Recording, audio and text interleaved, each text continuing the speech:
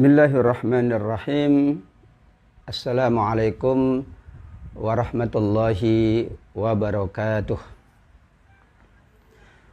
Alhamdulillahil aliyyil kabir. Wassalatu wassalamu ala nabiyyil basyirin nadhir. Wa ala alihi wa ashabihi ahli sidki wal khair.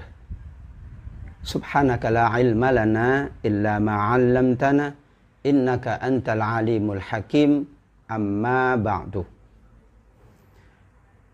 Insyaallah kita akan membahas tafsir surat Al-A'raf dari ayat 137 sampai ayat 156. Kita awali dari surat Al-A'raf ayat 137.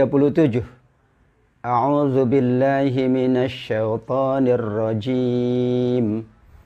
Bismillahirrahmanirrahim.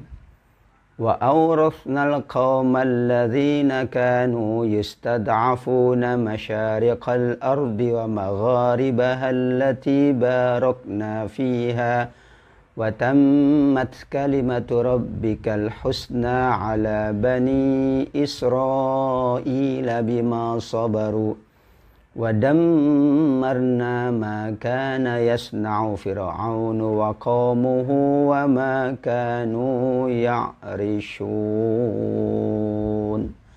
Shadaqallahul azim. Dan kami, kata Allah subhanahu wa ta'ala, kepada Bani Israel, kaum Nabi Musa alaihi salam, kami pusakakan, kami wariskan bumi ini, khususnya negeri-negeri yang berada di belahan timur dan belahan barat. Yang dimaksud belahan timur dan belahan barat yang Allah berkahi adalah negeri-negeri yang berada di wilayah Syria, Jordania, Palestina hingga ke Mesir. Mereka kaum Bani Israel yang dahulunya amat sangat tertindas, kehidupannya amat sangat tidak berdaya. Dalam kehidupan yang demikian, Allah subhanahu wa ta'ala memberikan anugerah nikmat melalui Nabi Musa alaihissalam kepada kaumnya, yaitu Allah wariskan, Allah berikan anugerah kenikmatan di dalam kehidupan, khususnya Allah tetapkan mereka tinggal di negeri yang penuh dengan keberkahan. Allah subhanahu wa ta'ala menyebutkan ketika seseorang, ketika sebuah masyarakat ditempatkan di tempat yang penuh dengan keberkahan, barakna fiha, itulah kesempurnaan dari nikmat Allah subhanahu wa ta'ala. Wa tammat kalimatu rabbikal husna ala bani Israila bima sabaru. Ayat ini dikaitkan dengan ayat yang lain, bahwa Allah berjanji kepada Bani Israel, kaum Nabi Musa alaihissalam, mereka akan Allah selamatkan dan ditempatkan di tempat yang penuh dengan keberkahan. Allah subhanahu wa ta'ala menganugerahkan demikian karena mereka punya sifat bima sabaru, kesabaran-kesabaran bersama Nabi Musa, kesabaran-kesabaran menghadapi Fir'aun dan tentara-tentaranya. Balasan atas kesabaran itulah yang disebutkan di ayat ini mendapatkan keberkahan, khususnya keberkahan bumi Allah subhanahu wa ta'ala. Sedangkan sebaliknya, kami hancurkan seluruh yang telah dibuat oleh Fir'aun dan kaumnya dari sekian banyak bangunan-bangunan tinggi, istana-istana yang sangat megah. Allah ingin menyampaikan kepada kita semuanya bahwa kesabaran, bahwa mensyukuri karunia Allah, bahwa tetap mengikuti tuntunan Allah dalam kita menjalankan kehidupan, dijanjikan oleh Allah tempat, dijanjikan oleh Allah keberkahan dalam kehidupan ini. Ayat 138. Salah satu dari nikmat Allah kepada mereka, sesuai dengan janji Allah subhanahu wa ta'ala, wajawazna bi bani Israil al-bahr. Kami seberangkan, Kami selamatkan Bani Israel ke seberang lautan. Kita sudah membahas beberapa ayat sebelumnya bagaimana ketika Nabi Musa dan kaumnya Bani Israel dikejar oleh Fir'aun dan berakhir di sebuah lautan, yaitu Laut Merah. Mereka tidak mungkin mundur ke belakang. Yang mungkin adalah mereka akan mengharungi lautan yang sangat dalam. Tidak mungkin juga mereka dapat selamat dari lautan yang sangat dalam, melainkan dengan pertolongan Allah Subhanahu wa Ta'ala. Bentuknya, Nabi Musa diperintah oleh Allah untuk memukulkan tongkatnya ke atas lautan, maka berubahlah. Maka dijadikan oleh Allah lautan itu adalah jalan, daratan, sehingga seluruh kaum Bani Israel bersama Nabi Musa Allah selamatkan melalui menyeberangi lautan tersebut. Sedangkan Fir'aun yang mengejar mereka, Allah Subhanahu wa Ta'ala tenggelamkan karena jalan yang tadinya Allah siapkan untuk Bani Israel kembali menjadi lautan yang sangat menggelora, lautan yang sangat dalam, sehingga tentu siapapun tidak dapat menyelamatkan diri dari lautan tersebut, termasuk Fir'aun dan tentara-tentaranya. Allah Subhanahu wa Ta'ala mengingatkan agar ketika mereka diselamatkan, mereka tidak mempersekutukan Allah kembali. Namun apa yang terjadi sampai mereka diselamatkan? Kaum Bani Israel meminta kepada Nabi Musa alaihissalam, "Ya Musa ja'al lana ilahan kama lahum alihah." Wahai Musa, buatlah untuk kami Tuhan sebagaimana mereka memiliki banyak Tuhan atau berhala-berhala. Terkejutlah Nabi Musa. Tidak menyangka bahwa ketika diselamatkan, seharusnya mereka semakin bersyukur, semakin mengimani Allah Subhanahu wa Ta'ala. Disebutkanlah oleh Nabi Musa alaihissalam, "Innakum qaumun tajhalun." Kalian ini adalah kaum yang jahil. Jahil maknanya di ayat ini jahil tentang sifat-sifat Allah.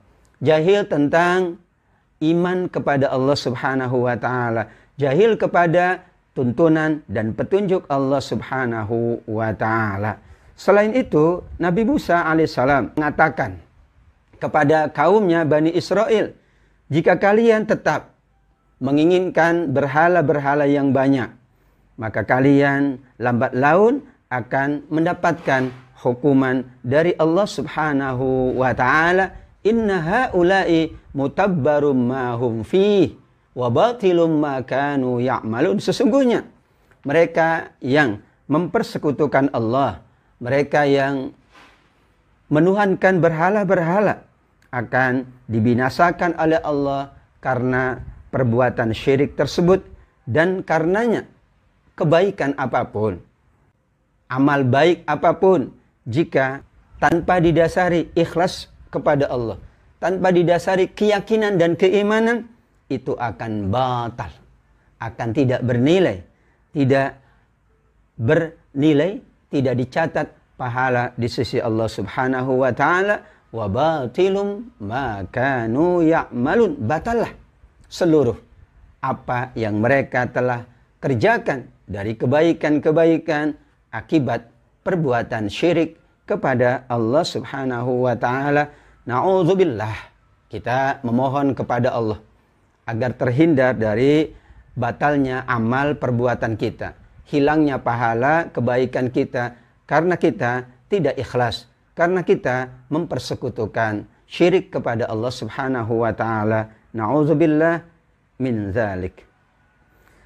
Nabi Musa kemudian menjawab permintaan mereka agar dibuatkan berhala-berhala yang banyak untuk mereka sembah. Nabi Musa berkata kepada mereka, mengingatkan agar mereka tidak melakukan perbuatan syirik kepada Allah. Patutkah aku mencari Tuhan untuk kamu selain daripada Allah Subhanahu wa Ta'ala? Padahal wa huwa faddalakum 'alal 'alamin. Dialah yang telah melebihkan kamu atas seluruh umat manusia. Kalian dilebihkan oleh Allah sekian banyak anugerah kebaikan untuk kalian, anugerah kekhususan untuk kalian. Padahal baru saja kalian mendapatkan keselamatan dari Allah Subhanahu wa taala, ditempatkan di tempat yang penuh dengan keberkahan. Sungguh, jika kalian tetap mencari Tuhan selain Allah Subhanahu wa taala, kelebihan-kelebihan tadi, keutamaan-keutamaan tadi bisa saja akan dicabut kembali oleh Allah Subhanahu wa taala. Kata para ulama tafsir, peringatan Nabi Musa ini bentuk dari cintanya Nabi Musa, sayangnya Nabi Musa kepada kaumnya. Kita pun demikian. Kasih sayang, cinta kita kepada keluarga, khususnya kepada anak-anak kita atau cucu-cucu kita, tidak harus kemudian mengikuti permintaan-permintaan mereka jika itu tidak baik, jika itu bertentangan dengan ridha Allah, ridha Rasulullah Sallallahu Alaihi Wasallam. Kita akan memenuhi permintaan mereka untuk kebaikan, permintaan mereka untuk beribadah, permintaan keluarga kita untuk beramal soleh. Sebaliknya, jika permintaan itu dalam rangka bermaksiat kepada Allah, seperti Nabi Musa melakukannya kepada Bani Israel, diingatkan bahwa itu akan mengakibatkan hukuman dari Allah Subhanahu wa ta'ala. Ayat 141, Allah Subhanahu wa ta'ala ingatkan kembali Bani Israel, bagaimana kehidupan mereka sebelum diselamatkan oleh Allah melintasi lautan. Diingatkan oleh Allah Subhanahu wa ta'ala dengan bahasa wa idh najjainakum, dan ingatlah wahai Bani Israel, ketika kami menyelamatkan kalian semua dari Fir'aun dan kaumnya. Mereka menindas kalian, mereka menyiksa kalian dengan siksa yang sangat pedih. Bahkan dibahasakan dengan su'al azab, azab yang pedih. Padahal kita tahu yang kuasa menurunkan azab hanya Allah Subhanahu wa ta'ala. Tapi karena siksaan itu amat sangat berat, maka dibahasakan dengan bahasa azab. Azab itu hak mutlak Allah. Tidak boleh kita mengazab manusia. Tidak layak kita mengatakan aku azab kamu, karena kita adalah manusia, makhluk Allah Subhanahu wa ta'ala. Namun ketika perlakuan itu, siksaan itu amat sangat berat, dibahasakan oleh Allah di Al-Quran dengan su'al azab, siksaan atau azab yang sangat jahat, yang sangat tidak manusiawi. Apa bentuknya? Mereka membunuh anak-anak laki-laki, sedangkan anak-anak perempuan mereka biarkan hidup. Karena dikhawatirkan anak laki-laki ini ketika tumbuh besar, menurut mimpi Fir'aun, akan menggantikan Fir'aun, akan mengambil kekuasaan dari Fir'aun. Padahal tidak demikian. Anak laki-laki maupun anak perempuan adalah karunia Allah, adalah merupakan anugerah nikmat Allah, amanah dari Allah Subhanahu wa ta'ala untuk kita jaga, untuk kita didik. Tidak ada bedanya laki-laki maupun perempuan di mata Allah. Laki-laki tentu dengan fitrah yang khusus untuk laki-laki, perempuan dengan fitrah yang khusus untuk perempuan. Masing-masing jika beramal, jika anak-anak kita, cucu-cucu kita soleh dan solehah, seluruhnya akan membanggakan kita, akan memberikan kebaikan-kebaikan kepada kita. Awaladin solihin yad'u lahu. Dalam hadis Muslim, Rasul sallallahu alaihi wasallam mengingatkan tentang agungnya kita punya anak yang soleh dan soleha, tentang keutamaan, tentang kebahagiaan kita saat memiliki anak yang soleh dan soleha yang mendoakan kita, bahwa pahala dan doa mereka akan senantiasa menjadi investasi pahala kita, meskipun kedua orang tuanya, meskipun kita sudah berada di alam kubur. Inilah tanda bahwa sesungguhnya anak-anak, keluarga merupakan bagian yang tidak bisa kita pisahkan. Meskipun orang tuanya, keluarganya lebih dahulu meninggal dunia, anak-anak yang tumbuh soleh dan soleha, anak-anak yang terus beribadah dan beramal soleh, anak-anak yang mendoakan, itu pahalanya tidak diputus oleh Allah Subhanahu wa ta'ala. Allah gambarkan di ayat 141 bagaimana sejarah kaum Bani Israel yang diperlakukan dengan perlakuan yang tidak manusiawi. Disiksa dengan siksaan yang sangat berat. Yang paling berat adalah semua anak yang lahir jika laki-laki akan dibunuh. Namun jika perempuan dibiarkan hidup. Tapi dibiarkan hidup dalam keadaan dihinakan. Bukan diberikan kesempatan, tetapi dihinakan, dijadikan pelayan-pelayan, dijadikan ya manusia-manusia yang tidak berguna bagi Bani Israel dan lain sebagainya. Itulah dikatakan bala'un mir rabbikum azim, ujian yang sangat berat bagi Bani Israel sebelum kemudian Allah selamatkan mereka dan ditempatkan di tempat yang penuh dengan keberkahan. Setelah proses penyelamatan, Nabi Musa kemudian dipanggil oleh Allah Subhanahu wa ta'ala untuk menghadapnya, untuk bermunajat, untuk mendapatkan wa kallamallah Musa taklima. Allah berbicara langsung kepada Nabi Musa alaihi salam yang kemudian selama 30 malam ditambah dengan 10 malam, maka genaplah Nabi Musa menyempurnakan perjanjiannya dengan Allah untuk bertemu Allah, untuk mendapatkan wahyu dari Allah berupa Taurat, dan itulah janji Allah kepada Nabi Musa alaihissalam. Dan inilah yang kemudian dimaknai oleh para ulama sebagai penobatan Nabi Musa menjadi kalimullah, Nabi yang bergelar kalimullah, yang Allah berbicara langsung kepada beliau.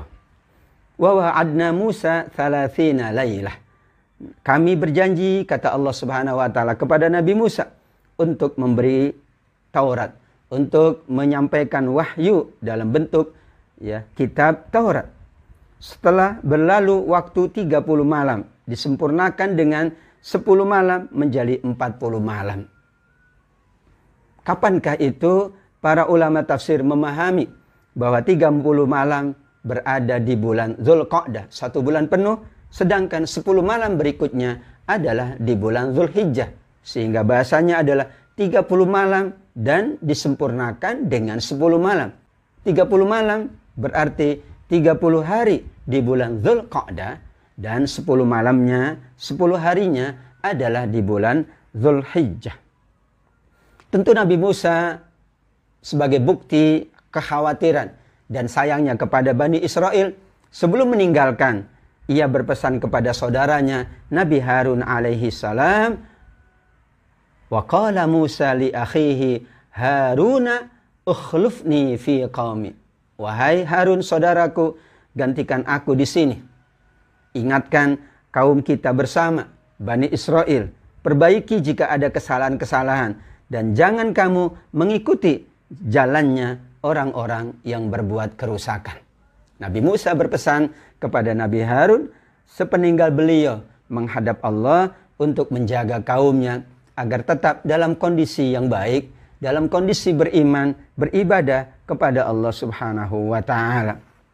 Tatkala Nabi Musa datang bermunajat kepada Allah pada waktu yang telah ditentukan, maka Allah berfirman langsung kepada Nabi Musa, wa kallamahu rabbuhu, ayat 143. Kata wa kallamahu rabbuhu, inilah yang kemudian dimaksudkan oleh para ulama sebagai kalimullah.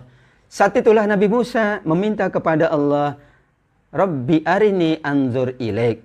Ya Tuhanku, ya Rabb, wahai Allah, nampakkanlah diri engkau kepadaku agar aku dapat melihat langsung dirimu.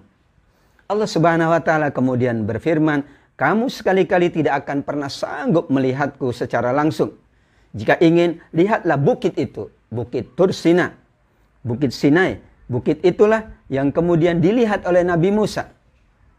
Dari bukit itulah keluar cahaya yang sangat terang benderang, cahaya yang sangat indah. Nabi Musa diperintah untuk melihat bukit itu. Ketika nampak cahaya yang cukup terang benderang, cahaya yang sangat indah, Nabi Musa alaihissalam pun tidak kuat. Ia kemudian pingsan. Bahkan gunung atau bukit tersebut, jika Allah kehendaki, akan hancur luluh karena kekuatan, dahsyatnya, keagungan cahaya Allah Subhanahu wa Ta'ala. Menyadari hal itu, Nabi Musa memohon ampun kepada Allah karena telah meminta sesuatu yang dilarang oleh Allah Subhanahu wa Ta'ala, meminta sesuatu yang tidak mungkin manusia kuat untuk mendapatkannya. Para ulama memahami dari ayat ini bahwa sesungguhnya melihat wajah Allah di dunia adalah sesuatu yang pasti mustahil. Namun kita diberikan kenikmatan yang sangat luar biasa, yaitu kita akan melihat wajah Allah nanti di dalam surga Allah Subhanahu wa Ta'ala biduni hijab, tanpa hijab, tanpa tabir. Subhanallah. Ya Rabb, ya Allah, anugerahkanlah kita semuanya untuk dapat melihat wajah Allah di dalam surga Allah Subhanahu wa Ta'ala, karena itu kenikmatan yang sangat agung. Amin ya Rabbal Alamin. Wujuhu yawma idzin nadhirah ila rabbiha nadhirah. Di surat Al-Qiyamah Allah mengingatkan, hanya di surga manusia diperkenankan melihat wajah Allah langsung. Wajah-wajah mereka berseri-seri. Kenapa? Karena mereka melihat wajah Allah yang sangat agung, sempurna keagungannya, sempurna keindahannya. Sementara di dunia, manusia tidak mungkin dan pasti mustahil untuk dapat melihat wajah Allah. Contoh konkretnya Nabi Musa alaihissalam. Di dalam hadis qudsi Allah pun mengingatkan, sesungguhnya kalian tidak akan pernah mampu melihat aku.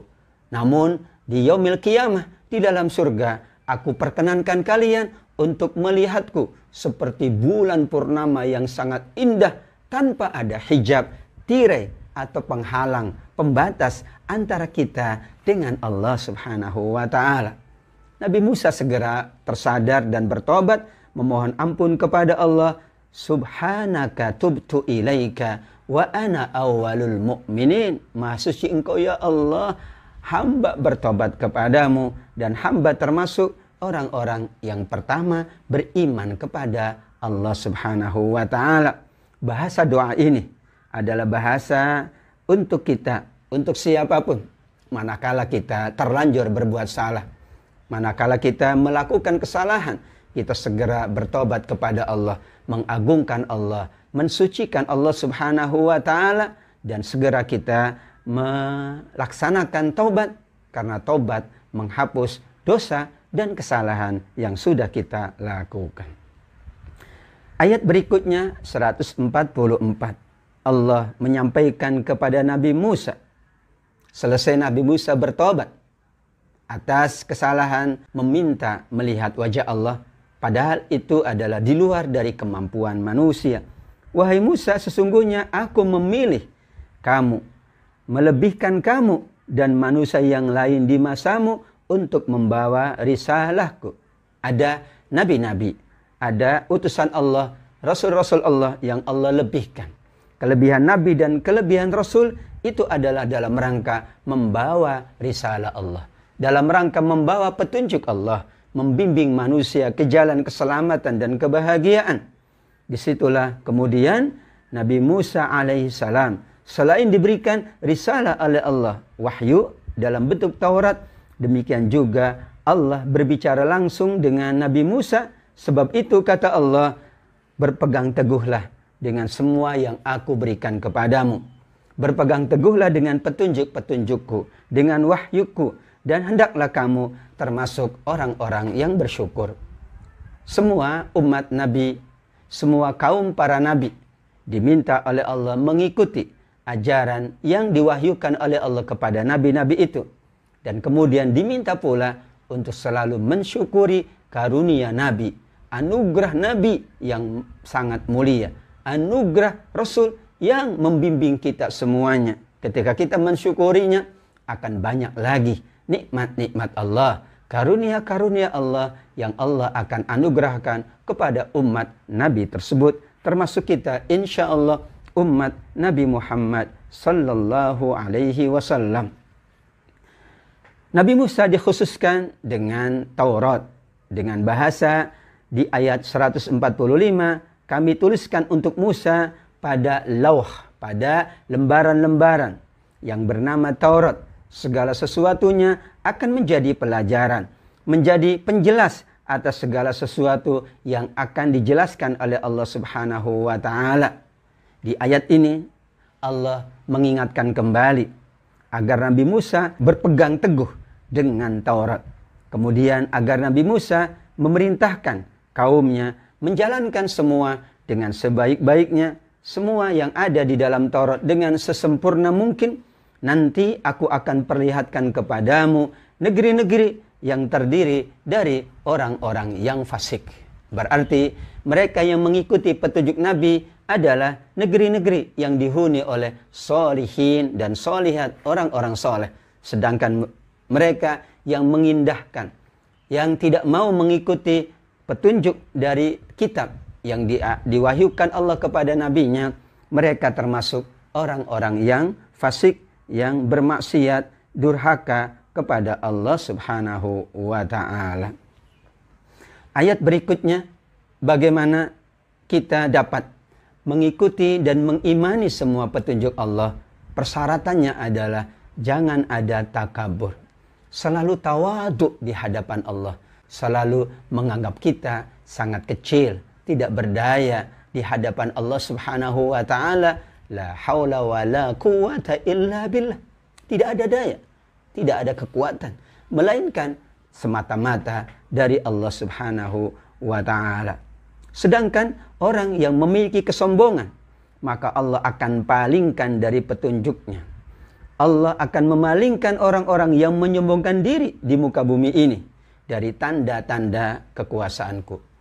Imam Az-Zarkashi dalam kitab Al-Burhan menuturkan bahwa penghalang dari kita mendapatkan petunjuk Al-Quran, penghalang dari kita mendapatkan nur Al-Quran, cahaya Al-Quran adalah jika ada kesombongan di dalam hati.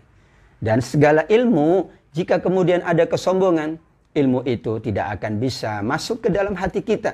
Padahal kita sangat berbangga dengan ilmu, sangat berbahagia dengan ilmu. Ilmulah yang akan menyelamatkan kita, menyelamatkan ibadah kita, karena ibadah dengan ilmu itulah yang diterima oleh Allah. Menyelamatkan amal kita, karena beramal kita pun dengan ilmu.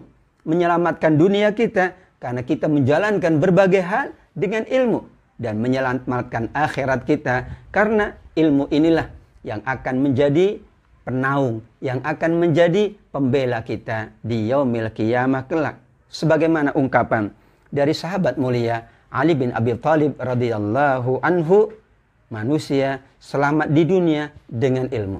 Siapa yang ingin diselamatkan di dunia, ya, raihlah ilmu. Ingin selamat akhirat, raihlah ilmu. Ingin selamat dunia dan akhirat, hanya dengan ilmu. Ungkapan Sayyiduna Ali bin Abi Thalib radhiyallahu anhu. Bagaimana tipe atau ciri orang yang sombong? Jika mereka diperlihatkan petunjuk, mereka tidak mau menempuhnya. Jika mereka melihat kesesatan, justru mereka mengikutinya. Demikian itu karena mereka mendustakan ayat-ayat Allah dan selalu lalai, tidak mau memperhatikan, tidak mau mengkaji, tidak mau membaca ayat-ayat Allah Subhanahu wa Ta'ala. Kita mengaji, kita membaca, kita mentadaburi ayat-ayat Allah agar kita tidak dilalaikan, agar kita termasuk yang dimudahkan untuk mendapat petunjuk Al-Quran, cahaya Al-Quran, pembela Al-Quran. Dan orang yang senantiasa berinteraksi dengan Al-Quran, Allah akan hapuskan benih-benih kesombongan di dalam hatinya. Itu makna ayat 146. Sebaliknya di ayat 147, walladzina kadzdzabu biayatina waliqa'il akhirah. Sungguh orang-orang yang selalu mendustakan ayat-ayat Allah, mendustakan pertemuan di yaumil qiyamah kelak, mendustakan adanya hari kiamat, adanya hari kebangkitan, adanya surga dan neraka, maka sia-sialah perbuatan yang sudah mereka lakukan. Mereka tidak mendapatkan balasan apapun dari semua yang dijalankan dalam kehidupan ini. karena mendustakan ayat-ayat Allah, karena tidak meyakini adanya pertemuan di yaumil qiyamah kelak dengan Allah Subhanahu wa ta'ala.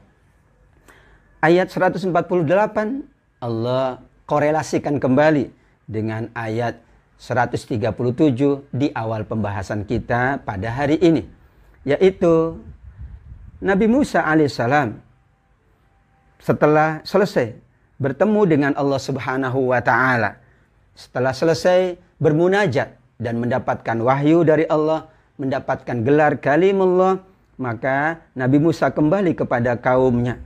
Betapa terkejutnya, sebelum itu Nabi Musa mendapatkan kaumnya ternyata kembali menjadikan patung anak lembu itu sebagai Tuhan-Tuhan. Mereka buat bahkan dari perhiasan. Mereka buat dari jenis-jenis perhiasan yang mahal. Sehingga disinilah Allah Subhanahu wa ta'ala mengingatkan lagi kepada kaum Nabi Musa.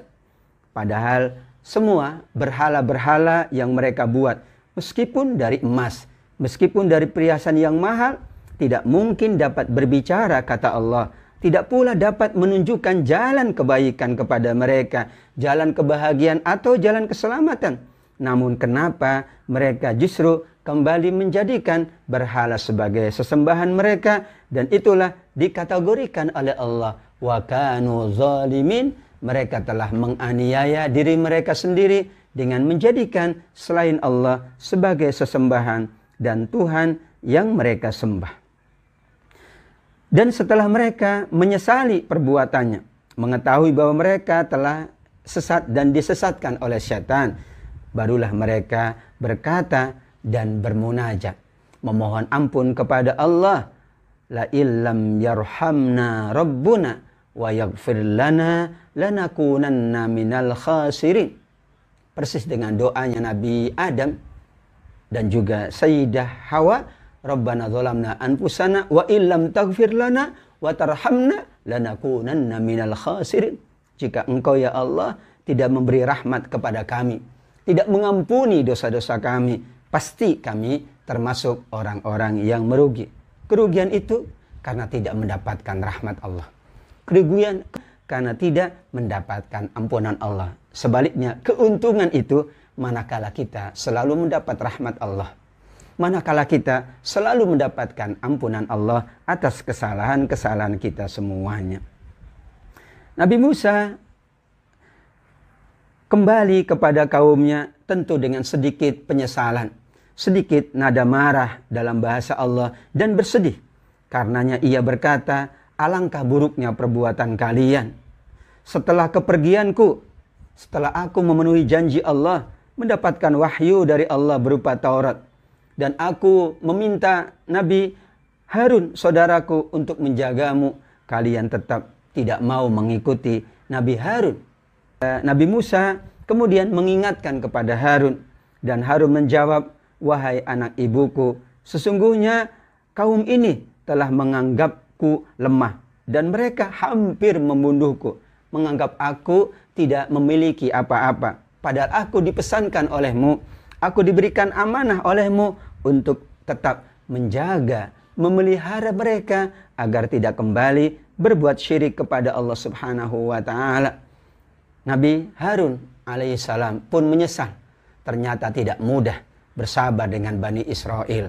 Nabi Musa pun demikian, mengingatkan kembali bahwa sesungguhnya Nabi Harun itu adalah sebagai pengganti selama beliau menghadap bermunajat kepada Allah Subhanahu wa ta'ala. Justru dimanfaatkan oleh kaumnya. Sepeninggal beliau, mereka bersuka cita dengan kembali membuat patung dari perhiasan. Padahal Nabi Harun bersama dengan mereka. Nabi Musa pun kemudian berdoa, ya Allah, ampunilah aku, Rabbighfirli wali akhi. Ampunilah saudaraku Nabi Harun ini jika ada ketidakmampuan. Jika kemudian tidak mampu tetap mempertahankan mereka dalam iman. Nabi Musa memohon kepada Allah pula, masukkanlah kami, yaitu kami, maksudnya Nabi Musa dan Nabi Harun, di dalam rahmat-Mu. Dan Engkau adalah Maha Penyayang di antara yang memberikan kasih sayang. Wa anta arhamur rahimin. Kisah keduanya banyak diabadikan oleh Allah. Di surat Thaha pun demikian. Allah Subhanahu wa taala mendampingkan Musa dengan Harun. Nabi Harun alaihissalam lebih fasih menurut Nabi Musa dalam berdialog, dalam berkomunikasi, dalam memberikan ucapan-ucapan, memberikan argumentasi-argumentasi. Namun ternyata menghadapi kaumnya, ya, Nabi Harun pun tidak berdaya seperti yang lainnya, sehingga Nabi Musa kembali memohon ampun untuk dirinya dan untuk saudaranya tersebut jika ada kesalahan-kesalahan yang dilakukan. Padahal Nabi Harun tidak melakukan kesalahan. Padahal Nabi Musa pun tidak melakukan kesalahan. Ia meninggalkan karena perintah Allah. Nabi Harun sudah berusaha dengan semaksimal mungkin. Namun mereka menganggap Nabi Harun tidak punya apa-apa, tidak punya kewenangan, tidak mungkin melakukan apapun atas kesalahan-kesalahan yang mereka lakukan.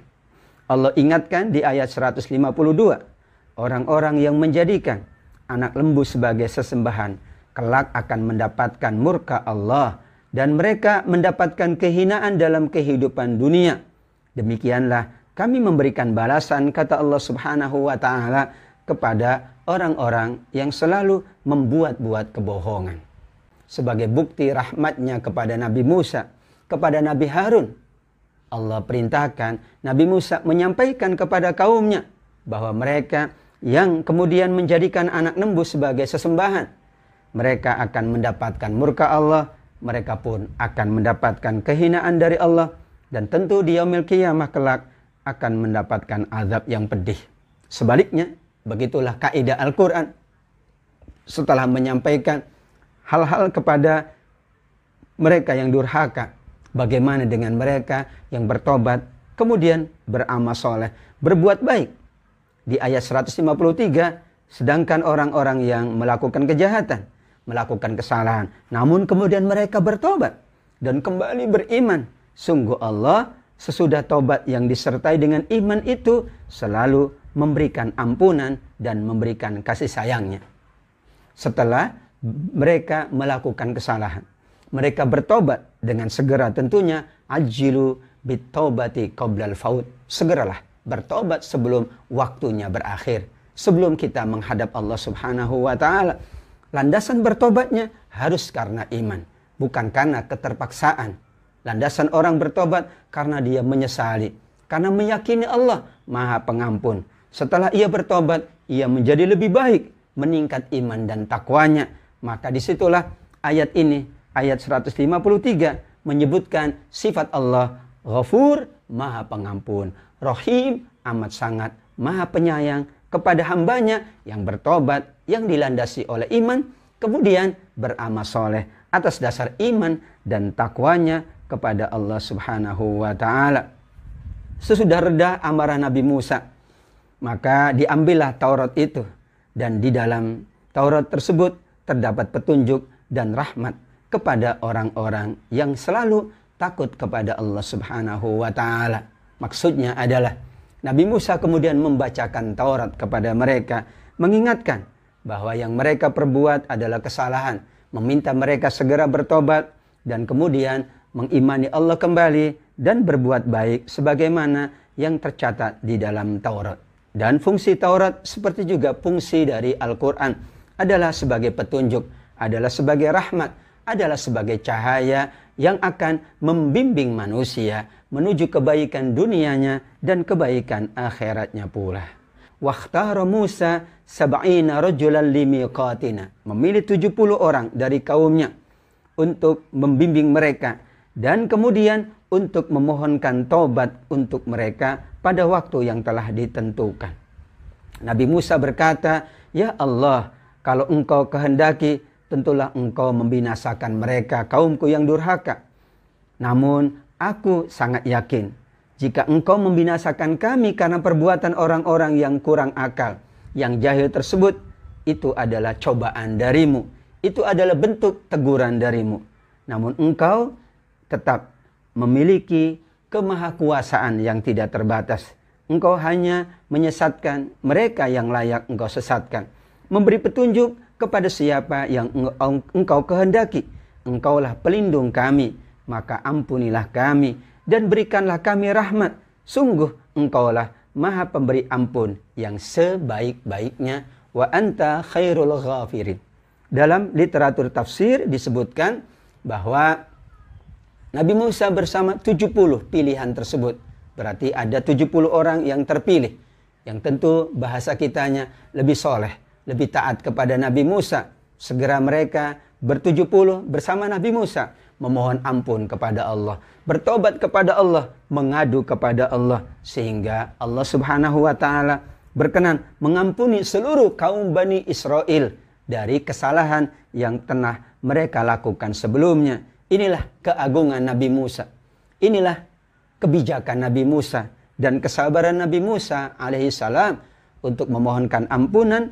Nabi Musa meminta 70 orang yang soleh, yang baik, agar kemudian lebih banyak lagi yang memohon ampun kepada Allah subhanahu wa ta'ala. Setelah mereka memohon ampun bersama Nabi Musa, mereka pun memohon kebaikan dari Allah. Ayat 156, ya Allah, tetapkanlah untuk kami kebaikan di dunia dan di akhirat. Waktub lana fi hadhihi dunya hasanah wa fil akhirah. Tetapkan untuk kami kebaikan untuk dunia kami dan kebaikan kelak untuk akhirat kami. Inna hudna ilaik. Kami semuanya selalu kembali kepadamu ya Allah. Maka kemudian Allah subhanahu wa ta'ala berfirman atas doa dan munajat mereka, siksaku akan aku timpakan kepada siapa yang aku kehendaki. Juga rahmatku meliputi segala sesuatu. Rahmat Allah lebih luas dari murkanya. Maka aku akan tetapkan rahmatku, kata Allah, untuk orang-orang bertakwa. Orang-orang yang selalu menunaikan zakat. Dan orang-orang yang selalu beriman kepada ayat-ayat Allah subhanahu wa ta'ala. Langsung dijawab oleh Allah munajatnya. Langsung dibalas oleh Allah permohonan taubat dan permohonan kebaikannya.